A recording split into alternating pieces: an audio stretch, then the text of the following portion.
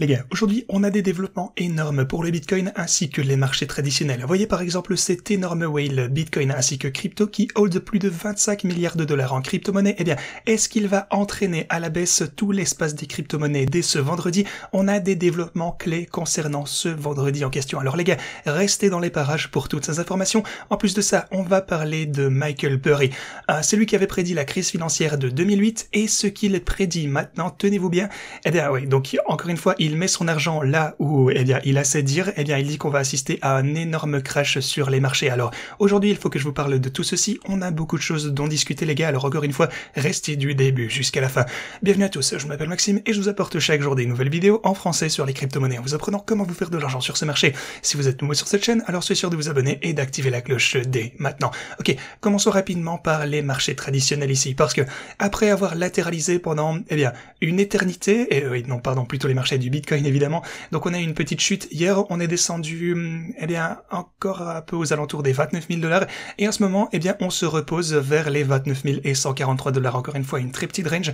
Maintenant juste pour référence, le Bitcoin oscille entre 29 320 dollars et 29 400 dollars depuis presque une semaine en fait déjà maintenant, ça fait déjà vraiment longtemps. Donc voilà, ici on constate pour le coup un petit peu plus de volatilité, c'est déjà mieux que rien même si c'est minuscule, mais voilà, c'est déjà quelque chose qui pourrait potentiellement nous indiquer vers où se dirigera le Bitcoin à l'avenir. Mais pour l'instant, ce que je voulais vous dire, c'est qu'on se tient toujours bien au-dessus du niveau de support important qui est ici à 28 500 dollars, donc c'est déjà pas une si mauvaise nouvelle. En ce moment, les choses ne sont pas dingues, c'est sûr, on peut pas établir une nouvelle tendance à la hausse pour le Bitcoin, mais au moins on ne rechute pas.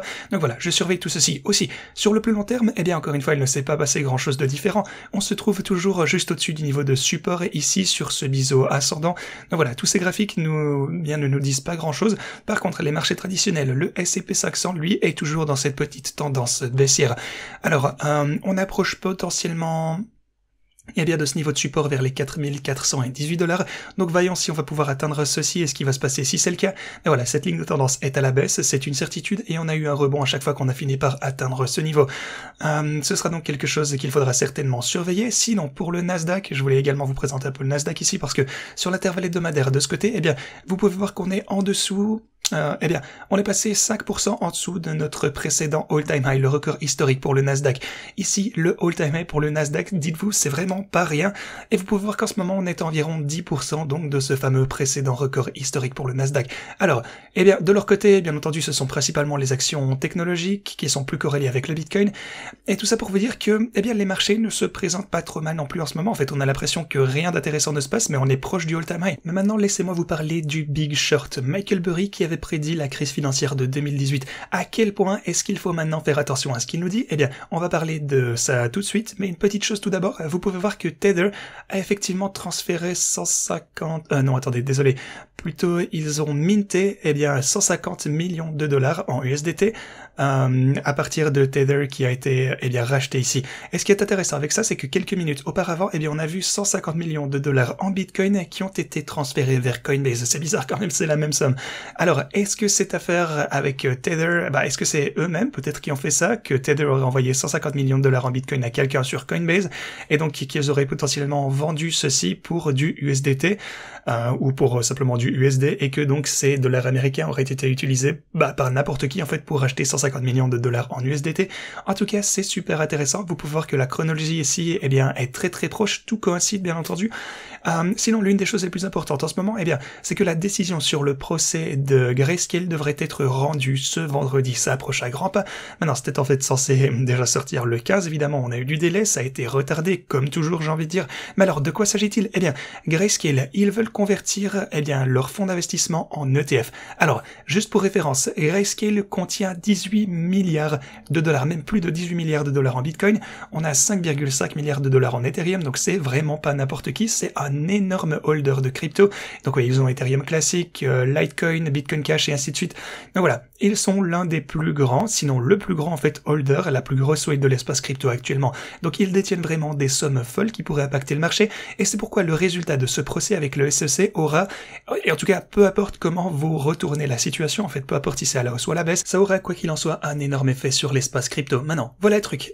On s'attend à ce que la SEC publie ce fameux résultat tant attendu ce vendredi. Comme on en avait déjà discuté, ça avait été retardé cependant, et les analystes seniors de de Bloomberg prédisent eh bien qu'on a 70% de chances que le fonds d'investissement de Grayscale gagne ce procès. Alors, s'ils réussissent bel et bien à convertir ceci en ETF, il est extrêmement probable, en tout cas il est fort probable, que ça ouvrira la voie à l'approbation de ces autres applications. Et donc voilà, toutes ces candidatures seront probablement approuvées et c'est super intéressant, forcément positif pour les cryptos. C'est quelque chose auquel il faudra prêter attention dès ce vendredi. Sinon, à partir de cette semaine, même au sein de cette semaine, genre demain, aujourd'hui, on va également avoir d'autres données économiques importantes qui vont sortir. Et ceci, ouais, ça va être une chose énorme à laquelle prêter attention, comme vous vous en doutez.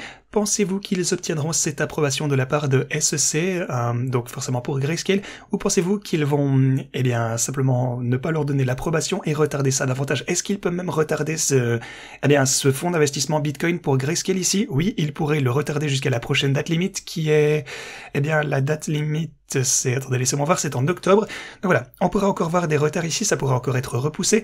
Néanmoins, eh bien, on verra ce vendredi s'ils publieront ceci, ce qu'ils vont dire. De toute façon, ça risque d'impacter les marchés.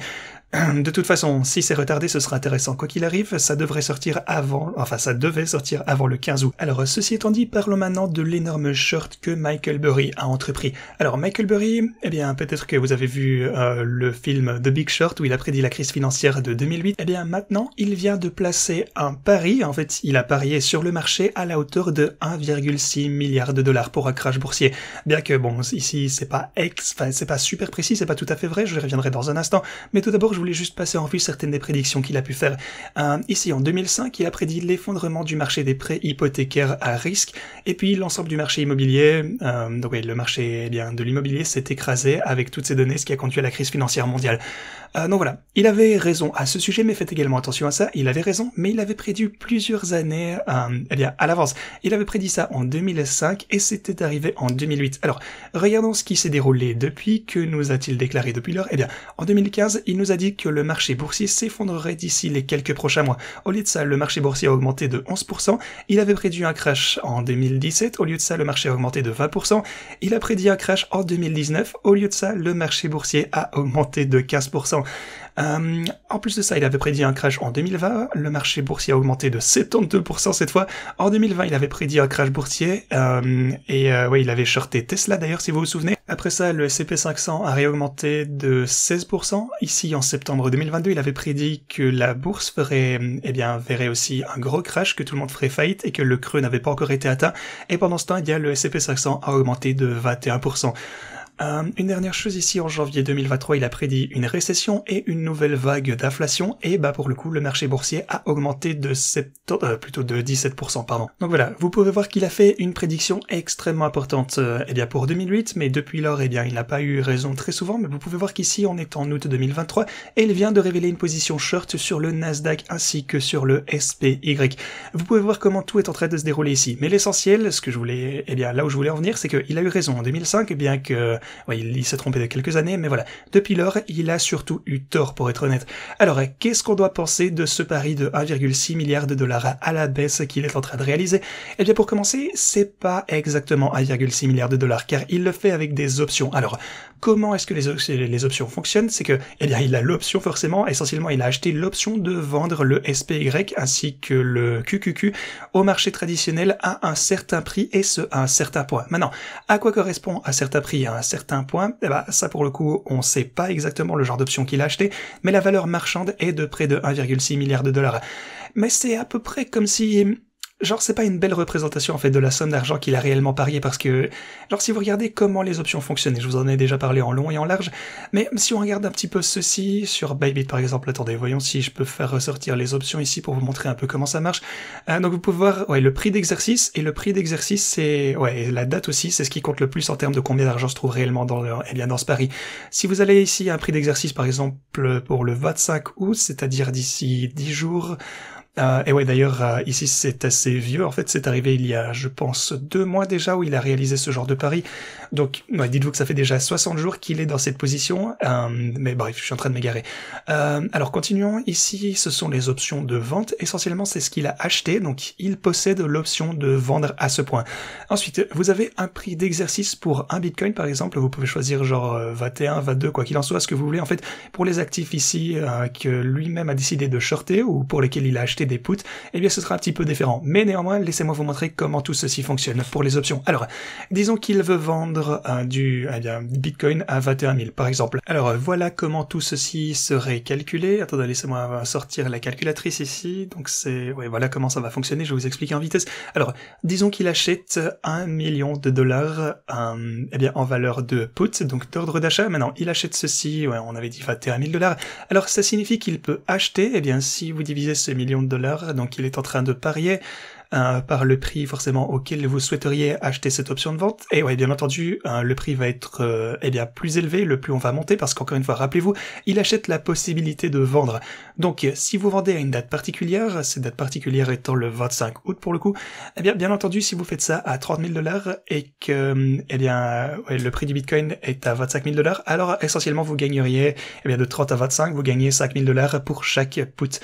Maintenant, si vous réalisez ceci à 20 000 dollars, il est moins probable que le Bitcoin soit à 20 000 dollars, ou au moins forcément ça demande un plus gros mouvement à la baisse. Alors s'il souhaitait réaliser 5 000 dollars, le Bitcoin devrait redescendre jusqu'aux 15 000 dollars. Et c'est pourquoi le prix pour acheter des puts, encore une fois des options de vente ici, avec un prix d'exercice inférieur sont beaucoup plus bas. Mais quoi qu'il en soit, laissez-moi vous montrer les maths ici.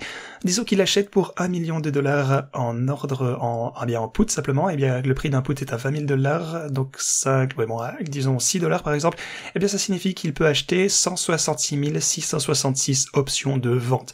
Ensuite, vous avez la valeur notionnelle. Alors, encore une fois, on a 20 000 dollars.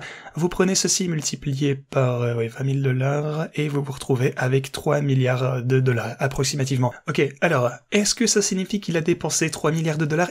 Non, pas du tout. Il a toujours dépensé seulement 1 million de dollars pour acheter ses options de vente. La valeur théorique, par contre, est de 3,3 milliards de dollars, en gros. Et, c'est de ça qu'il parle, en fait, ici. Il rapporte la valeur marchande dans laquelle, en quelque sorte, il aimerait essentiellement la valeur marchande des actifs pour lesquels il achète les options de vente. Donc voilà, c'est pas exactement ce qu'il a investi, mais je pense que vous avez compris. Donc voilà, on connaît pas le prix d'exercice pour le coup, on connaît pas, cette colonne, on n'en sait rien de ce qu'il a décidé de faire, on connaît pas l'aspect temporel non plus, peut-être que ça pourrait être le 25, encore une fois j'insiste, c'était juste pour la théorie, pour vous expliquer. Mais voilà, vous pouvez voir que les prix vont changer, le plus on avance, plus ça va être élevé, parce que, ça vous donne simplement davantage de temps pour, plus de temps pour faire baisser le prix du Bitcoin et vous faire davantage d'argent. Enfin, faire baisser le prix du Bitcoin ou que le prix baisse, bien entendu, sauf si vous savez manipuler le marché. Mais bref, n'ayez pas peur de ces placements de 1,6 milliard qu'il a fait, c'est que théorique. Même d'ailleurs, si il mettait lui-même 1,6 milliard de dollars, on sait très bien qu'au fil du temps, il a eu davantage de raisons de se tromper plutôt qu'il n'a eu raison.